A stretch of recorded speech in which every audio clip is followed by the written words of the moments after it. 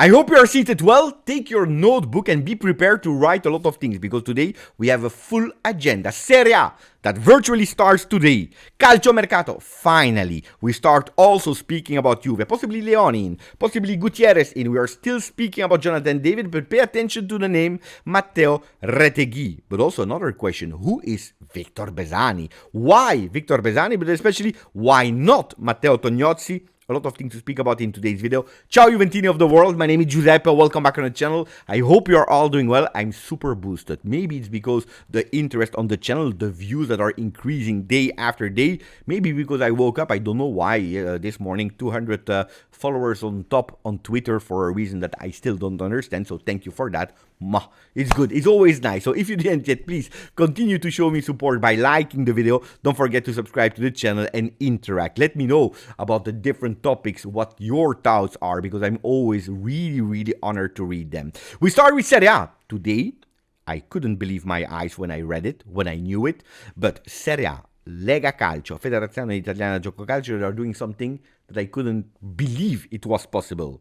We are always the latest one. Well, this time we anticipated everyone with the calendars. We will know today in the evening who will be the first, the second, the third opponent for Juventus in Serie A 25-26, who will be the last one in match day 38, the difficult blocks, the easier blocks, when we need to push, when we need to... Crazy. We start on the 24th of August, or at least in that weekend, and then we end on the 24th of May 2026. No breaks, no stops, except of course of the 4 usual international breaks, September, October, November, and then in the month of March. I can't wait. We play during Christmas, we play during New Year. Attenzione, a really special Serie A with a lot of uncertainties, a lot of questions, because if you're looking at the top table, not a lot of teams confirmed their coach, except of Napoli, with Conte that was on the edge of leaving. At the end he stayed, but then Inter, possibly Chievo, Atalanta, possibly Juric, Juventus, possibly Tudor, Roma with Gasperini, Fiorentina, possibly Pioli, Lazio again Sarri, Milan again Allegri, Bologna with Italiano, Como with Fabregas, because yes, he stays at Como. What about Torino? Well, they have a new coach, Baroni from Lazio, Udinese and Genoa, they continue with their coaches, Runjaic and Vieira. So I tell you a lot of questions marks. I will anticipate something extremely unpopular before it's too easy, before it's trendy, before people are jumping on the wagon, especially after match day 1, 2, 3. I want to say today on the 6th of June, and in a few months, come back to me, tell me if I was wrong or right. I believe, without certainties of course, that Inter were extremely lucky that Fabregas said no to them and that they go for option E, F, G, I don't know, that is Christian Chivu. You will tell me, maybe you're totally crazy. What are you speaking about? I believe, of course, that Fabregas will be a top coach, that he will be fantastic. Probably he will win the Champions League. He will be one of the phenomena of the benches. But going in this moment at Inter for Fabregas would have been not a good choice. To have his way of playing, his identity, to put it on, he needed at least 2 years. And he needed a total different team of Inter. That Inter... Let's not lie about it, because they have financial problems they would not have been able to do. They couldn't go with that revolution, with these certainties on the transfer market for Fabregas. So I think that going with Chivu, that 6 months ago was at Inter, coaching the youth academy. He played for them. He knows the identity, the DNA of that club, which I don't like, but at least he likes it, and that's the most important thing for them.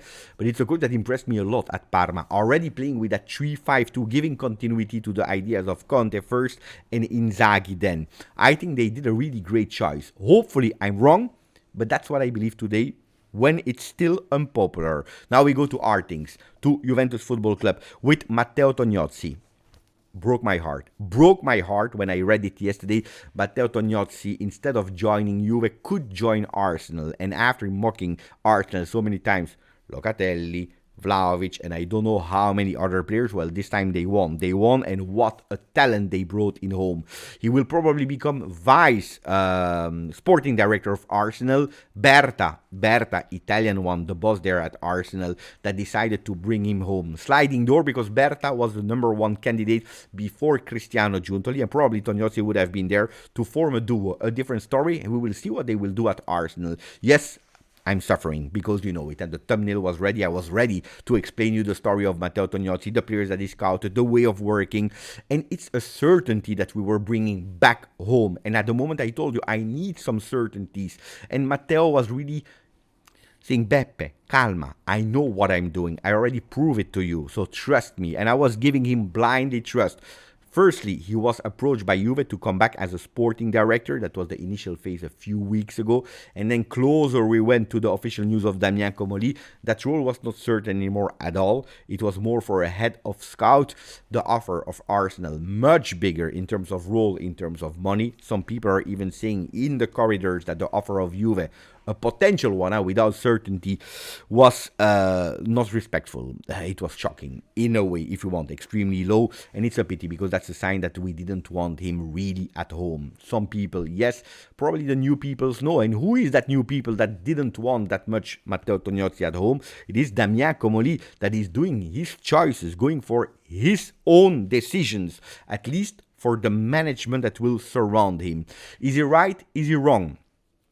Look, how much I love Matteo Tognozzi, how much I wanted him. I will not change my narrative about him. I am not Gazzetta dello Sport that if it's an Interista, we love him and he's a superhero. If it's not, then it's one that is not paying the rent. I'm not like that. So I continue to say that I wanted Matteo Tognozzi there, but I can understand it. A man that is arriving, he has a huge big mission, bringing Juventus back to victory as soon as possible, taking decision, not alone, but being surrounded by a team. And when you're there on top, when you have these responsibility, if you don't want to do the end of Cristiano Giuntoli, well, it's better to be surrounded by people that you know. And apparently there is a name that he wants to bring at Juve, looks like it will be done really, really in an imminent way, is the name of Viktor Bezhani. You will tell me, who is this guy? Beppe, we never heard speaking about it.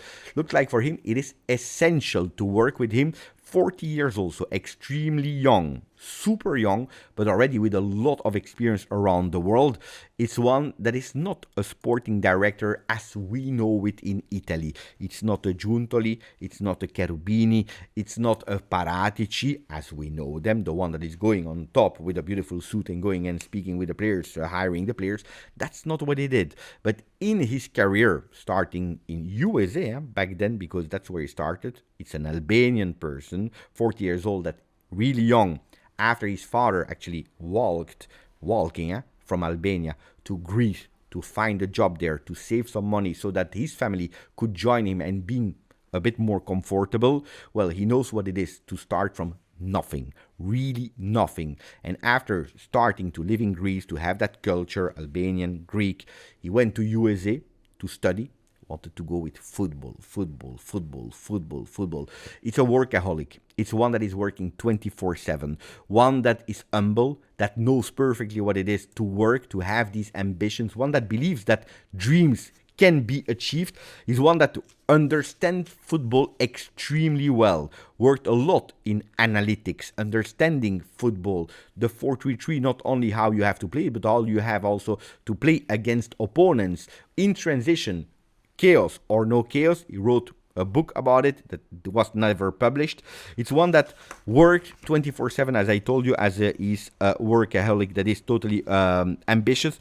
A person that not only he goes with analytics, with data, with stats, understanding, reading, identifying, but from the moment that they have that short list, he loves that human side as well. Not only to know what they are able to do with SofaScore, with Y-Scout, with all these stats, but also if they are able to represent the club from a human perspective, from the values of the club, from the vision of the club. And it's not actually unknown in just going there, in the entourage of the player, spending 4 or 5 days trying to meet the family, the friends, asking what is the preferred restaurant, going to that preferred restaurant. If there is also a nightclub where these players are going, he goes there. So it's one that is really, really able to match both things, analytics, data, identifying, and then also the human side. And that's why Damien Comolli was able to scout him in a list of 100 different persons that could have joined him at Toulouse. He was the one that he wanted. He's the one that worked already with him 2 years and that he really want to go for it. I tell you, Damien Comolli made a choice that is really unpopular today because we don't know him. We absolutely don't know him. Today, we will say Tognozzi is better, but do we know Bezhani. We don't know him.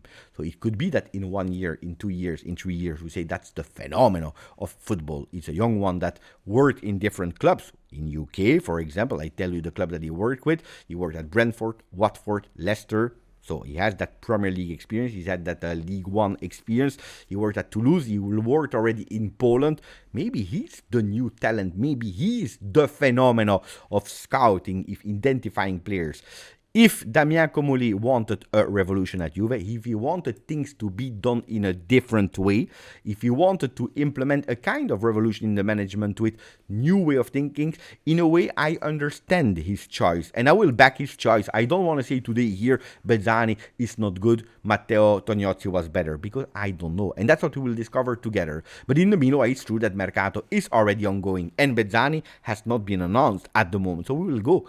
And there was already work that has been done. Files, a lot of files about players, about this, not only in but also out. Because if we want to do Mercato, luckily we have a bit of budget thanks to the fact that we qualify to Champions League. But we will need to continue with players that are not matching the new vision. That Tudor, that probably will stay at Juve, already said, I don't count that much on these players. And there are 3 players that are finishing on the first 2 pages of Tuttosport. Douglas Luiz, that never played with Tudor. Vlahovic, that Tudor believed a lot in, but that lost his spot in favor of Colomwani. Bangula, that we like, that we don't like, but never played with Tudor, maybe for his way of playing, for that 3-4-2-1 that was penalizing the Belgian player, maybe because he's be able to bring you plus Valenza, because he's from our youth academy, I don't know, but these players are not there. These players could possibly leave during the summer to cash in, to go with new names, different names than the usual one that we are always hearing. A name that could possibly leave is the name of Federico Gatti, that starts to be annoyed because the day of Cristiano Giuntoli disappearing from Planet Juve on the 29th of May, that was the day that he should have signed his contract extension. They asked him to wait. Now he's asking for 3 million euro net salary on top of actually some promises, some concrete ideas to tell him, yes, you are the warrior. Yes, you are the one that we are counting on. And at the moment, also him, and because of that injury, nearly never played with Igor Tudor. So he could possibly leaving because there are some interest, and he's starting to look around. Aston Villa is a club. We always said it, that in Premier League they have that interest for Federico. Napoli is also on the player because Manna wants him, because Conte wants him. What is Juventus doing in the meanwhile? Trying to see if we really want to go with Gatti or being prepared for the other ones, from Gatti to Leoni, because that's the player that has been identified, a player that can play in that 3-man defense, a player that can play as a center back. You remember that day where he totally nullified Dusan Vlahovic. Leoni, 18 years old, there will be a big battle. A lot of clubs are already on the players. They want him. Juventus is on him already since long. They are scouting him since long. I remember the first time that we spoke about the name was in December, when Juventus was already looking for him, not immediately as a starter, but if Juventus could go for Leoni, beautiful signing. Because I tell you, if it's now or never, because the player will leave, I can already tell you that, in the summer. Other names that Juventus is monitoring for the defense are the one of Marseille. Do you remember Belardi?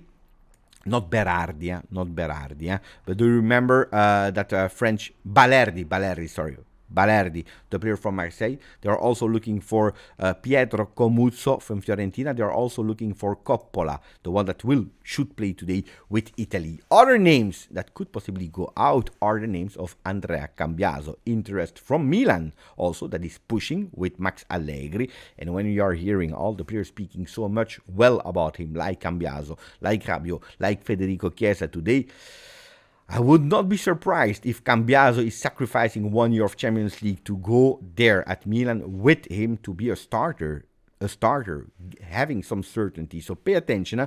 Something broke between Andrea and Juventus. Is it something that we can stick together again, or is the final end? Let's see. I hope it's not going to Milan. I hope the statistics will tell us, don't send him to the Rossoneri. But Juventus wants to be prepared. And the name that they are thinking about is Gutierrez, I will make it simple before going into detail analyze. It's a Spanish Cambiaso. You know Cambiaso? Gutierrez is the Spanish Cambiaso. It's a name that I really like. I prefer the Kuiper But the keeper, at the moment, nobody's speaking about him anymore. So Gutierrez is absolutely the one that we are looking for. A player that I really like at Girona. And then we are looking for strikers. Yes, there is still the name of Jonathan David, but I told you, also here, now or never. Now or never. But the problem is that the agent is asking a lot of money. There are no free transfers anymore. 20 million euro. That's what they are asking. The bonus at the signature, it's a lot of money. Is he a good player? Yes, he's a good player. He grew up, I think, the season too much in Ligue 1. He was more thinking about what is my next destination, that he didn't choose at the moment, more than I need to continue to show, to prove, but it's a good player. We saw him also scoring a goal against us. Juventus is also thinking about other names. Fulkrug is already there again on the pages. You know how much Fulkrug was my crush not that long ago, but let's be honest, Fulkrug, I start to watch him and seeing and identifying that he's more in a decline phase more than in an uprising phase, which is a pity. I think we are a bit too late on the 32 years old striker that is at the moment playing for West Ham. It's a pity, because again, Fulkrug was one of my dreams a few seasons ago. I think it's too late. You know who is starting to enter, not my heart, but my brain, is the name of Matteo Retegui. With Gasperini leaving, Atalanta, they are thinking to sell the Argentinian-Italian player. And Juve and Milan are on the player. Look, this season he was phenomenal. Phenomenal. This year. If you are looking at the goals that he scored this year with Atalanta, he impressed me a lot. It's not only the tap-ins against Genoa. No. In every single position. It's one that is smelling the goal, feeling the goal. Well, Juventus, I understood that. They are looking for him. Then, of course, depends on the price. But they asked. Milan and Juve, they asked the price of Retegui. What could be a possible lineup, which I don't believe will be, but the first lineups that could possibly be the one for 25-26, Di Gregorio into the goal. Pay attention, some rumors are saying that Perin could leave. We already anticipated that, but that possibly Donnarumma could be a name. Then Kalulu, Bremer, Leoni in a three-man defense. Ndoi from Bologna. Florentino Luis from Benfica. Thuram, Cambiaso, Koopmeiners, Yildiz, and then up front, Jonathan David. What do I see here in these names? That Cambiaso possibly could leave, and then it's Gutierrez. But if we are replacing that, the only Italian player that is remaining is Di Gregorio with Leoni. Only two. I heard a lot about Juve that wanted to increase the Italian core, having more Italian players.